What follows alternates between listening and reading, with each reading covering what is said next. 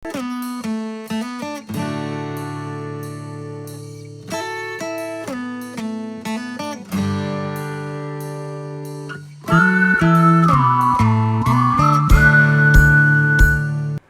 The future academy के digital platform पे आप सभी बच्चों का हार्दिक स्वागत है। बच्चों, आज हम लोग क्वेश्चन नंबर 12 से बात करेंगे। 11 तक की बात हम लोगों ने कंप्लीट कर लिया था। आज हम क्वेश्चन नंबर 12 की बात करेंगे। देखिए क्वेश्चन नंबर 12 क्या है, बहुत ही मजेदार क्वेश्चन है।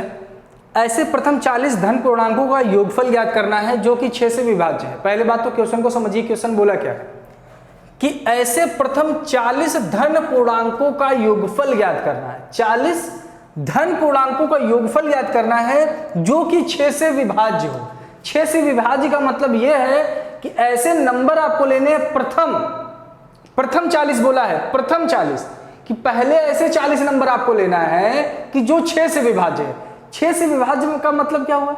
6 से विभाज्य का मतलब यह हुआ कि वो नंबर 6 से पूर्णतः विभाजित हो जाए। जैसे हम बात करें कि ये 24 है, हम बात करें 24, क्या यह 24 6 से विभाज्य है? हम इसकी बात करें तो सबसे पहले आप क्या करेंगे बच्चों, 6 से इसको डिवाइड कर देंगे। कितनी बार में? 4 बार में ये 24 डिवाइड हो गया।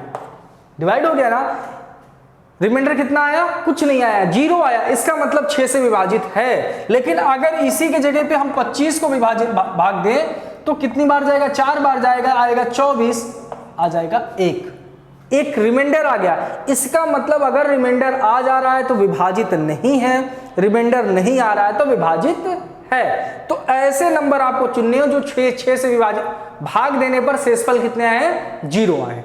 और वो प्रथम 40 होने चाहिए। प्रथम 40 होने को तो बहुत सारे नंबर होंगे जो 6 से विभाजित होंगे, लेकिन प्रथम 40 कौन होंगे? तो वेरी सिंपल है, क्या करेंगे,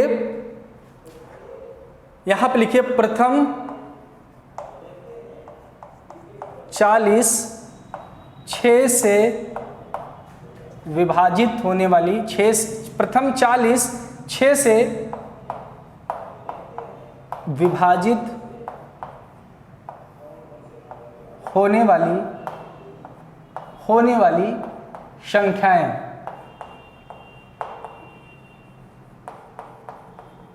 ये आप लिखेंगे। अब कुछ जब इस प्रकार के क्वेश्चन है ना, तो जिससे विभाजित बोले बस उसी की टेबल आप पढ़ दिया करिए। तो अगर 6 की टेबल पढ़ेंगे तो आएगा 6 आएगा। इसका मतलब सबसे पहला नंबर जो 6 से विभाजित होगा वो 6 ही होगा। 6 से अगर पीछे जाएंगे 5 तो 6 से विभाजित होगा नहीं, तो पहला नंबर कौन सा होगा? 6 होगा। दूसरा नंबर कौन सा होगा? 12 होगा। तीसरा नंबर कौन सा होगा? 18 होगा। और ये dot dot dot dot dot dot कितना? 40। तो यहां पर लिख देंगे 40 पदों तक। 40 पदों तक हम क्यों बोले हैं? ये पहला पद हुआ, ये दूसरा पद हुआ, ये तीसरा पद हुआ, चौथा, पांचवा, छठा, ऐसे करते करते लास्ट में 40वां पद भी आएगा। हम 40वें पद का मान भी निकाल सकते हैं। कैसे 40वें पद का मान निकालेंगे? ये कौन सा पद है बच्चों? दूसरा पद है। तो दूसरा पद है ना, तो 2 में अगर 6 का मल्टीप्लाई कर दे रहे हैं तो 12 मिल रहा है। इसका मतलब दूसरा वाला पद ऐसे निकल रहा है। ये कौन सा पद है? तीसरा पद है। तो 3 में अगर 6 से मल्टीप्लाई कर दे रहे हैं तो तीसरा पद मिल रहा है। तो अगर हमको 40वां पद निकालना है तो 40वें पद में भी 6 से मल्टीप्लाई करेंगे तो 40वां पद मिल जाएगा। तो 6 चौका 24 बोले तो 240। तो अगर ये 40 पदों तक लिखिए, या तो आप इसके जगह पे लिख सकते हैं या 240, 6 12 18 डॉट डॉट करते हुए 240। अब इसको सॉल्व करने का आपके पास 2 तरीके। एसएन के 2 सूत्र होते हैं। एसएन बराबर, एक होता है n/2 ब्रैकेट में a प्लस l होता है। दूसरा होता है एसएन बराबर n/2 ब्रैकेट में 2a plus n-1 into d। दोनों सूत्र का यूज कर सकते हैं। इस सूत्र का यूज करना है तो यहां पर a प्लस l बोले तो प्रथम पद होना चाहिए, प्रथम पद हमारे पास है। l का मान होना चाहिए, l बोले तो अंतिम पद होना चाहिए, अंतिम पद 240 हमारे पास है। लेकिन अगर इस सूत्र का यूज करना है तो यहां पर आपको चाहिए n का मान, तो n का मान दे दिया है 40 पदों तक। a का मान चाहिए, a का मान 6 दे दिया है। d का मान चाहिए तो d का मान 12 में से 6 माइनस करेंगे तो 6। तो दोनों सूत्र का प्रयोग करके आप कर सकते हैं। तो हम इस सूत्र का प्रयोग करेंगे। इसका बहुत सारा यूज कर चुके हैं इसलिए उसका यूज नहीं करेंगे। ठीक है। तो यहां से तो इसको हम एक प्रकार से एपी भी बोल सकते हैं, क्योंकि ये किसमें है, समांतर श्रेणी में है। क्यों समांतर श्रेणी में है, क्योंकि इसका जो कॉमन डिफरेंस है वो समान है। तो चलिए, तो यहां से लिखेंगे प्रथम पद बराबर, प्रथम पद बोले तो 6 और हमको अंतिम पद चाहिए, तो अंतिम पद बराबर, अंतिम पद कितना है 240, 240 हो गया। अब और इसमें क्या चाहिए, n का मान चाहिए, तो n का मान कितना है 40 पदों तक, 40 धन पूर्णांक है ना, तो 40 पदों तक, तो n बराबर 40। अब कोई बात नहीं, Sn निकालना है, तो Sn बराबर फार्मूला होता है n/2 ब्रैकेट में a plus n, a plus l, ठीक है। अब इसको आगे सॉल्व करें, हम S40 निकाल रहे हैं 40 पदों का योग, तो S40 बराबर n का मान 40, 40/2 और a का मान कितना है बच्चों 6 है, तो आप 6 करिए, प्लस l का मान 240 है, तो 240 कर दिया हमने। अब इसको आगे सॉल्व करिए, 2 से इसको डिवाइड करेंगे तो ये 20 बार में कट जाएगा, तो यहां पर 20 करेंगे, मल्टीप्लाई कर दीजिए, 240 में 6 ऐड करेंगे तो कितना होगा 246 हो गया, तो आप यहां पे लिखेंगे 246 कर दिया, 240 और 6। अब क्या करेंगे, 246 में 2 मतलब 20 से क्या कर देंगे, मल्टीप्लाई कर देंगे, तो मल्टीप्लाई कर दीजिए, यहाँ पे ये 246 दिया गया है और मल्टीप्लाई 2 से करना है, 2 से मल्टीप्लाई कर दीजिए, 6 दूनी 12, 12 का 2 होगा, 1 कैरी करेंगे, 4 दूनी 8 और 1 9 हो जाएगा, और 2 2 जा 4, कितना आ गया 492। तो इसका जो आंसर लिखेंगे कि यहाँ पर आया है 492। ओके, अब यहाँ पर ये जीरो हमने यहाँ पे नहीं लिया था ना, अब इस जीरो को भी लगा दीजिए, तो 4920 ये आपका हो जाएगा आंसर। स्क्रीनशॉट लीजिए, फिर अगले क्वेश्चन की तरफ चलते हैं। चलिए बच्चों 13 क्वेश्चन की बात करते हैं। देखिए क्वेश्चन क्या है, 8 के प्रथम 15 गुणजों का योगफल ज्ञात कीजिए। सेम वैसे ही क्वेश्चन है जैसे पहले था, बस यहां पर क्या किया है, शब्दों का खेल है। वहां पर बोला था कि 8 से विभाज्य होने वाली प्रथम 40 संख्याओं का योगफल, यहां पर क्या बोला है कि 8 के प्रथम 15 गुणज, सेम वही चीज। गुणज का मतलब होता है मल्टीपल, कि इसका मतलब यह है कि जो 8 है इसके प्रथम 8 के प्रथम 15 गुणज मतलब 8 के मल्टीपल होना चाहिए। तो 8 का जो पहला मल्टीपल होगा वो 8 होगा, क्योंकि 8 में 1 का मल्टीप्लाई करेंगे तो 8, 8 का जो दूसरा मल्टीपल होगा 8 में 2 का मल्टीप्लाई करेंगे तो 16, 8 का जो तीसरा मल्टीपल होगा वो कितना आ जाएगा 24। तो इस प्रकार से ये मल्टीपल है। पहला मल्टीपल तो 1 से गुणा, दूसरा मल्टीपल तो 2 से गुणा, तीसरा मल्टीपल तो 3 से गुणा। तो 8 के प्रथम 15 गुणज जो होंगे यहां पे लिखेंगे 8 के प्रथम 15 गुणज, ठीक है। 8 के प्रथम 15 गुणज, पहला क्या हो जाएगा 8 हो जाएगा, दूसरा क्या हो जाएगा 16 हो जाएगा, तीसरा क्या हो जाएगा 24 हो जाएगा। ऐसे डॉट डॉट करते हुए कितना 15 पदों तक, कितने पदों तक 15 पदों तक। एक तो आप ऐसे लिख सकते हैं, एक श्रेणी तो आप ऐसे लिख सकते हैं 8 16 24 डॉट डॉट 15 पदों तक, या आप इसी श्रेणी को आप ऐसे ही बना सकते हैं। कैसे 8 16 24 डॉट डॉट डॉट कितने पदों तक 15 पदों तक। तो क्या करेंगे बच्चों 15 में देखिए 8 में 1 का, 8 में 2 का, 8 में 3 का, तो 15 बार है तो 8 का 15 में गुणा कर देंगे, कर दीजिए। 8 45 0, 4 कैरी करेंगे, 8 के नंबर 8 और 4 12, कितना आ गया 120, कितना आ गया 120। तो 8 के जो ये 15 गुणज होंगे वो लास्ट वाले जो 15वां गुणज होगा वो कितना होगा 120 होगा। तो यहां से ये किस प्रकार में है, ये दोनों जो सीरीज दी गई हैं वो किस में दी गई हैं, एपी में दी गई है।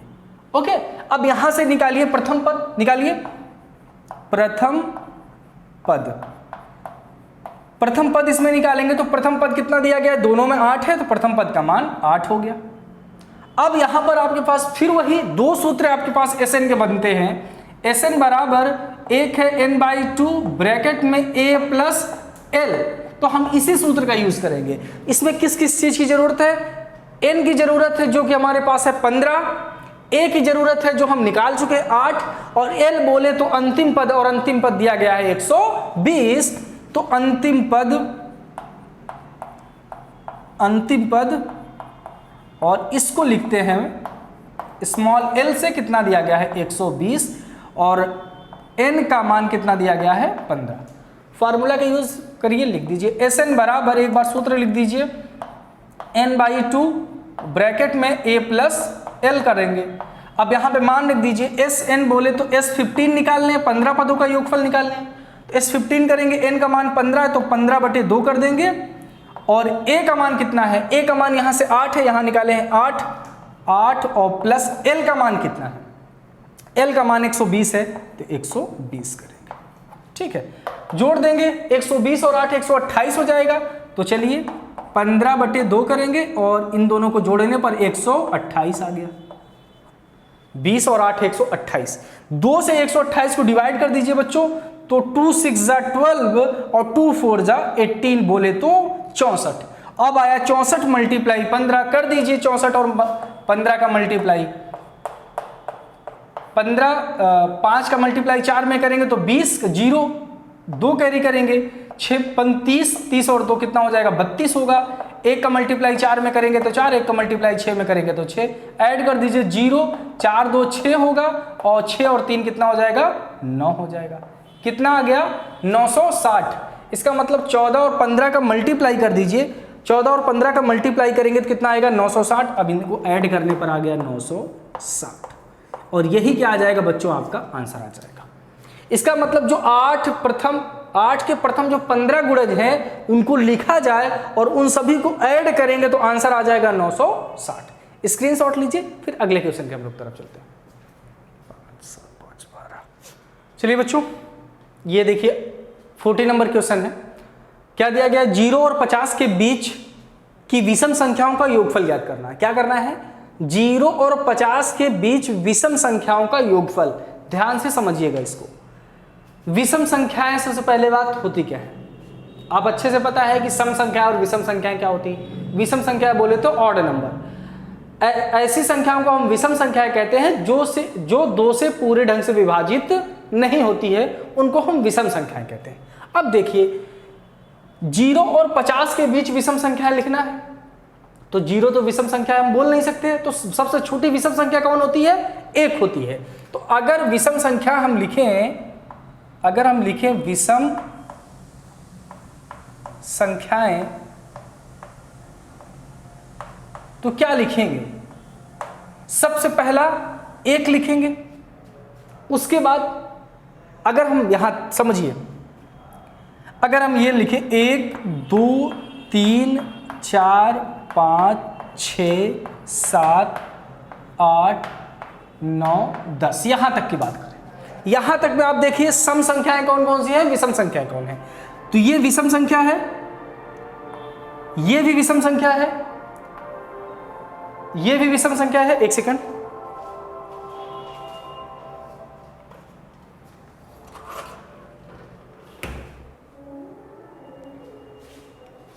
चलिए देखें, ये विषम संख्या है, ये विषम संख्या है, ये विषम संख्या है, ये भी विषम संख्या है, ये भी विषम संख्या है।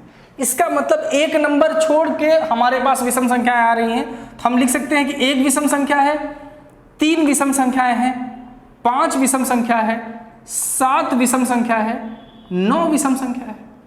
ऐसे विषम संख्याएं हैं। डॉट डॉट करते हुए जो अगर 0 से 50 के बीच हम विषम संख्याएं देखेंगे तो लास्ट कौन सा विषम संख्या होंगे, लास्ट में अगर 1 से लेकर 50 तक नंबर लिखेंगे तो लास्ट में आपको ऐसे मिलेगा 47 48 49 और 50। तो वो कौन सा नंबर लास्ट का होगा जो विषम संख्या होगा। ये तो विषम से सबसे लास्ट नंबर 50 तक का यही है, तो ये 50 तो विषम संख्या है नहीं, ये तो सम संख्या है। उसके बाद 49 पे आएंगे, क्या 49 विषम संख्या है? हाँ 49 विषम संख्या है। इसका मतलब जो लास्ट का नंबर आएगा वो कौन सा रहेगा, 49। इस प्रकार ये एक आपकी विषम संख्याओं की एक सीरीज बन गई, जो कि किसमें है, एपी में दी गई है। ओके, अब यहां से विषम संख्याओं का योगफल ज्ञात करना है। अब क्या निकालना है? योगफल निकालना है। अब इसमें यह नहीं बोला है कि कितने पदों तक, अभी इससे पहले जो 2 क्वेश्चन इससे रिलेटेड था उसमें बोला था, एक में 40 पदों तक, एक में 15 पदों तक, लेकिन इसमें कुछ नहीं बोला कि 40 पदों तक निकालिए कि 15 पदों तक। अब बस बोल दिया कि योगफल निकालिए। तो योगफल निकालने के लिए जो SN हम निकालते हैं उसका, अगर इस सूत्र का यूज हम कर रहे हैं n/2 a + l का, इस सूत्र का हम यूज कर रहे हैं, तो इसी सूत्र का यूज करेंगे। लेकिन कैसे? यहां पे देखिए a का मान यहां से तो निकल जाएगा 1, l का मान तो पता चल जाएगा 49, n का क्या मान होगा? अगर n का मान पता चल जाए तो हम निकाल लेंगे। तो देखिए n का मान निकालने के लिए 2 तरीके हैं। एक तो आप अपने दिमाग में सोच सकते हैं, एक सॉल्व कर सकते हैं। देखिए पहले सोच लीजिए, हम अगर 1 से लेके 10 तक की संख्याओं की बात करें, 1 से लेके 10 तक की संख्याओं की बात करें, तो देखिए कितनी विषम संख्या यहां पर मिल रही है। एक विषम संख्या ये मिल रही है, एक ये, एक ये, एक ये, एक ये, मतलब 1 2 3 4 5, 10 नंबर में 5 विषम संख्याएं मिल रही हैं और 5 सम संख्याएं मिल रही हैं। और यह चीज भी हम जानते हैं कि जो विषम संख्याएं होती है वो एक एक संख्या के अंतराल पे आती है। तो टोटल अगर 50 नंबर हैं, यहां से लिखेंगे तो कितना आएगा? 50 नंबर। तो अगर 50 विषम संख्याएं हैं तो सम संख्याएं कितनी होंगी? 50। अगर ये बोले कि सम संख्या है 50 में 25 सम संख्या है, तो विषम संख्या तो 25, तो जो विषम संख्या होगी वो 25 हो जाएगी, n का मान 25 हो जाएगा। लेकिन आपको एग्जाम में दिखाना पड़ेगा कैसे, तो उसका भी आइडिया है हमारे पास। देखिए कैसे। अब यहां से अगर लिखें तो प्रथम पद यहां पर क्या दिया है? प्रथम पद दे दिया गया है, मतलब a का मान दे दिया है 1, और यहां से क्या दिया गया है? d निकाल दें तो d कितना दिया गया है बच्चों? 3 - 1 करेंगे, 3 - 1 = 2, d का मान भी दे दिया।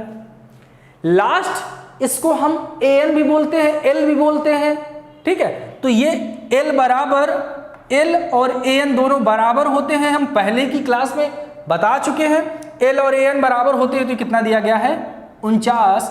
हमको n निकालना है, तो जो n पदों का योगफल का सूत्र होता है an बराबर क्या होता है? n plus a plus n minus 1 into D, ये सूत्र होता है।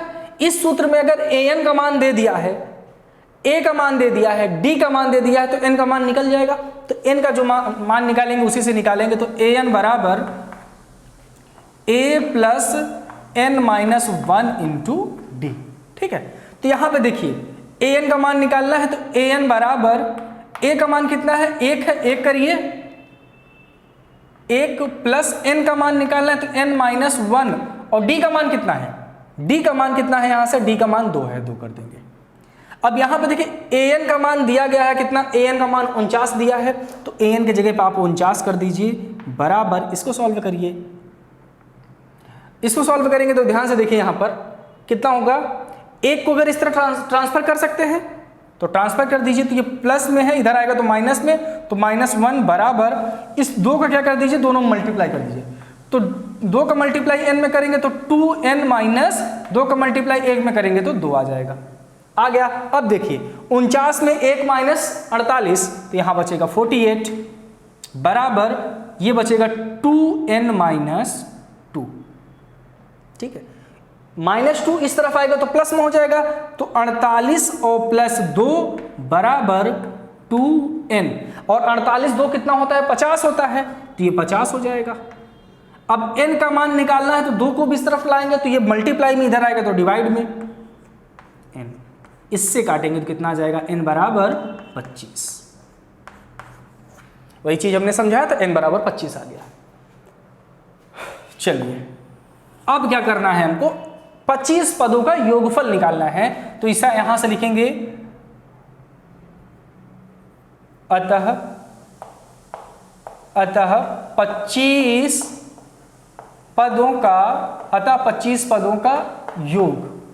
अब 25 पदों का योग बोले तो S25, 25 पदों का योग बोले तो S25, तो यही सूत्र यूज कर रहे हैं। तो n का मान कितना दिया है? 25/2, और यहां पर a का मान देखिए बच्चों कितना निकाले हैं हम? 1 निकाले हैं, तो 1 प्लस एल का मान कितना है 49 है, 49 है, 49, यहाँ पर 49 कर देंगे। ठीक है, अब इसको आगे सॉल्व करेंगे तो कोई दिक्कत नहीं है, 25/2 रहने दीजिए आप, इसको सॉल्व कर लीजिए, 49 और एक कितना हो जाएगा 50 हो जाएगा, तो ये 50 हो गया। ब्रैकेट को ओपन कर दीजिए, 25/2 मल्टीप्लाई 50 हो गया। अब 2 से क्या करिए, इसको डिवाइड कर दीजिए, आ जाएगा 25, इसका मतलब हुआ 25 मल्टीप्लाई 25। ओके, सॉल्व कर दीजिए, 25 का मल्टीप्लाई जब आप 25 में करेंगे तो देखिए आंसर कितना आता है। 5 का मल्टीप्लाई 5 में करेंगे तो 25 होगा, 25 का 5 होगा, 2 कैरी करेंगे, 5 का मल्टीप्लाई 2 में करेंगे 10 और 2 12, 125, 2 का मल्टीप्लाई 10, 1 कैरी करेंगे, 2 2 4 और 1 5 होगा, 5 2 6 कितना आ गया 625। तो 25 का मल्टीप्लाई जब 25 में करेंगे तो कितना आ जाएगा 625। इसका मतलब ये जो विषम संख्याएं हैं इनको अगर हम योग करें तो उनका योगफल कितना आ रहा है 50 पदों तक का 625। आप इसके स्क्रीनशॉट लीजिए, फिर हम आगे बात करते हैं। चलिए बच्चों अगले क्वेश्चन देखते हैं, क्वेश्चन नंबर 15। देखिए क्वेश्चन नंबर 15 क्या है। क्वेश्चन नंबर 15, अब इसको ध्यान से, क्वेश्चन काफी बड़ा है, इस वजह से हम बोर्ड पे नहीं लिख रहे हैं, क्योंकि बोर्ड पे लिखने पर आधा से ज्यादा बोर्ड वही क्वेश्चन कवर कर लेगा। तो इसमें आप लोग थोड़ा सा बुक में देखिए ध्यान से, बड़ा क्वेश्चन है। देखिए बुक में अपने क्या लिखा गया है, निर्माण कार्य से संबंधित किसी ठेके में एक निश्चित तिथि के बाद कार्य को विलंब से पूरा करने के लिए जुर्माना लगाने का प्रावधान इस प्रकार है। पहले दिन के लिए जो जुर्माना है वो 200 रुपये है, कि अगर कोई काम करना है, किसी को हमने ठेके पे काम दे दिया और वो काम अगर एक दिन लेट हो जा रहा है तो उसके लिए जो विलंब है, जो चार्ज हम कर रहे हैं वो कितना, पहले दिन का 200 रुपये कर रहे हैं। उसके बाद जो दूसरा दिन अगर विलंब कर रहे हैं तो 250, फिर उसके बाद जो विलंब कर रहे हैं वो 300, फिर उसके बाद 350, फिर 400, फिर 450। मतलब डे प्रति डे अगर आज हमने 200 रुपये उस पर विलंब शुल्क किया है, आज हमने 200 किया है, तो कल कितना हो जाएगा, वो 250 हो जाएगा। तीसरे दिन कितना हो जा रहा है, वो 300 हो जा रहा है। ठीक है, चौथे दिन क्या हो जा रहा है, 350 हो जा रहा है। ऐसे करते करते डे जितने दिन बढ़ते जा रहा है, ये विलंब की शुल्क 50 रुपए, देखिए 200 से 250 हुआ, 250 से 300 हुआ, 300 से 350 हुआ, तो डेली क्या हो रहा है, 50 रुपए बढ़ा दिया जा रहा है। विलंब शुल्क 50 रुपए बढ़ा दिया जा रहा है। तो उसके बाद वो बोला क्या है, अर्थात प्रत्येक उत्तरोत्तर दिन का जो जुर्माना है वो ठीक पहले के दिन से 50 रुपए ज्यादा है, तो एक ठेकेदार को जुर्माने के रूप में कितनी राशि अदा करनी पड़ेगी यदि वह इस कार्य को 30 दिन का विलंब कर देता है। इस काम को करने में उसको कितने दिन लग जाते हैं, 30 दिनों तक, 30 दिनों तक। इसका मतलब यह है कि पहला दिन ये है, दूसरा दिन ये, तीसरा दिन ये, चौथा दिन ये, डॉट डॉट करते हुए कितने दिनों तक, 30 दिनों तक। अब इसे 30 दिन का हमको क्या निकालना है, योगफल निकालना है। क्वेश्चन ने पूछा है निर्माण कार्य से संबंधित किसी ठेके में एक निश्चित तिथि के बाद कार्य को विलंब से पूरा करने के लिए जुर्माने का प्रावधान इस प्रकार है। ठीक है, तो हमको क्या करना है कि 30 दिन उसको कितना देना पड़ेगा, तो क्या निकालेंगे। देखिए यहां से A1 दिया है, A2 दिया है, A3 दिया है, डॉट डॉट करते हुए AN तक है, तो लास्ट में उसको देना कितना पड़ेगा, टोटल कितना देना पड़ेगा, तो कितना देना पड़ेगा, SN देना पड़ेगा ना। पहले दिन वो 200 दे रहा है, दूसरे दिन वो 250 दे रहा है, तीसरे दिन ये 300 दे रहा, तो लास्ट में 30 दिन में लास्ट टोटल मिलाकर कितना देगा, तो कितना देगा, SN देगा। योगफल निकालना है। तो इस यहां से देखिए डायरेक्ट आप यहां से क्वेश्चन में भी लिख सकते हैं, पहले दिन की विलंब शुल्क 20 रुपए, इसको आप लिख सकते हैं पहले दिन की विलंब राशि, विलंब राशि, पहले दिन की जो विलंब राशि है वो कितनी है, 200 रुपए। दूसरे दिन की विलंब राशि कितनी है बच्चों, 250 रुपए। आप इसको एग्जाम में ऐसे लिखेंगे।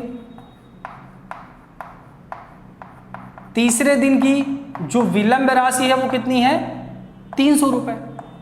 ऐसे डॉट डॉट करते हुए कितने दिनों तक 30 दिनों तक, 30 दिनों तक जो विलंब राशि होगी वो भी समथिंग 30 दिनों तक आएगी। तो जो एपी बनेगा, जो एपी आपका बनेगा वो यही तो बनेगा ना, 200, 250, 300, 200, 250, 300 डॉट डॉट 30 दिनों तक। ठीक है, अब यहां से प्रथम पद निकाल लीजिए, डी निकाल लीजिए। देखिए यहां से ए का मान कितना हो जाएगा 200, ए का मान 200 हो गया। डी का मान निकालेंगे बच्चों, तो डी का मान क्या होता है a2 माइनस a1, मतलब 250 में से 200 माइनस करेंगे तो कितना आएगा 50 आएगा। मतलब a का मान मिल गया है, d का मान मिल गया है, n का भी मान मिल गया है कितना n दिनों तक, तो n बराबर कितना हो जाएगा 30। हमको निकालना क्या, देखिए लास्ट में क्वेश्चन 30 दिन का विलंब कर देता है तो उसको कितना रुपए देना पड़ेगा, S13 निकालना है। कितना निकालना है S13। तो चलिए S13 हम निकाल देते हैं। S13 पहले Sn का फार्मूला लिखते हैं, क्या होता है n/2 ब्रैकेट में a + 2a + n-1 × d। Okay, तो S13 निकालना है, S30 निकालना है, सॉरी 13 नहीं 30 निकालना है। तो n का मान 30 है तो 30 करिए, 30/2 हम कर दिए। समझ में आया। अब देखिए 2a का मान यहां से ध्यान से देखिए, a का मान 200 है तो 2 × 200 प्लस n का मान कितना है 30 है तो 30 - 1, और d का मान यहां से कितना निकाले हैं 50 निकाले हैं, तो आप 50 कर दीजिए। सॉल्व करिए, इससे इसको डिवाइड करेंगे तो 15 आएगा, तो यहां पर 15 हो जाएगा। इसको सॉल्व करेंगे तो 200 का मल्टीप्लाई 2 में करेंगे तो 400 हो जाएगा, तो यहां पर 400 हो गया। ठीक है, प्लस है, प्लस कर दीजिए। 30 में से 1 माइनस होगा तो 29 होगा, तो ये 29, और यहां मल्टीप्लाई 50 हो जाएगा। इतना हो गया। आगे इसको सॉल्व करिए, सिंपल सी चीज है, सीधे सीधे इक्वेशन है, सॉल्व करना है। ये 400 ही रहेगा, प्लस 50 का मल्टीप्लाई 29 में करना है तो मल्टीप्लाई कर दीजिए। 45 का 5 होगा, 4 कैरी करेंगे इस पे, तो 5 दूनी 10, 10 और 4 14 होगा, 145, और 0 लगा है तो 0 इसको लगा दीजिए। ठीक है, अब इसको आगे सॉल्व करिए, 15 आएगा, और ये 450 में ये 1450 है, 1450 में 400 ऐड करेंगे तो जोड़ दीजिए, 0 0 0 होगा, 5 0 5, 4 4 8 हो जाएगा, और 1 है तो 1। कितना हो गया 1850। इन दोनों को आपस में मल्टीप्लाई कर दीजिए, 15 × 1850 कर दीजिए मल्टीप्लाई। यहाँ पर ये 1850 × 15 करेंगे तो 5 को मल्टीप्लाई 0 में करेंगे तो 0, 5 5 जो 25, 25 का 5 होगा, 2 कैरी करेंगे, 5 8 जा 40, 42 42, 42 का 2, 4 कैरी होगा, 5 1 जा 5, और 5 4 ये हो जाएगा 9 हो गया। अब 1 का मल्टीप्लाई 0 में करेंगे तो 0, 5 8 होगा, और यहाँ पर 1 होगा, ऐड कर दीजिए 0 5 5 और 2 7 होगा, और 9 और 8 9 8 17, 17 का 7, 1 कैरी, 1 और 1 2, कितना आएगा 27,750 रुपए। उसको कितने देने पड़ेंगे 27,750 रुपए उस ठेकेदार को 30 दिनों के विलंब राशि के रूप में उसको देने पड़ेंगे।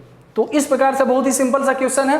क्वेश्चन केवल देखने में बड़ा है, जब इसको देखेंगे तो आपको खुद ही समझ में आएगा क्या दिया गया है और पूछ क्या रहा है। तो आप इसकी स्क्रीनशॉट ले लीजिए। और एक तरीका और है कि आप 30 से क्या कर देते, जो कॉमन नहीं यही से करिए, क्या दिमाग लगा रहा है, इतना आप कर लीजिए। फिर इसके बाद हम आज इतना ही तक रखते हैं, बाकी जो बातें होंगी हम लोग कल करेंगे। Thank you.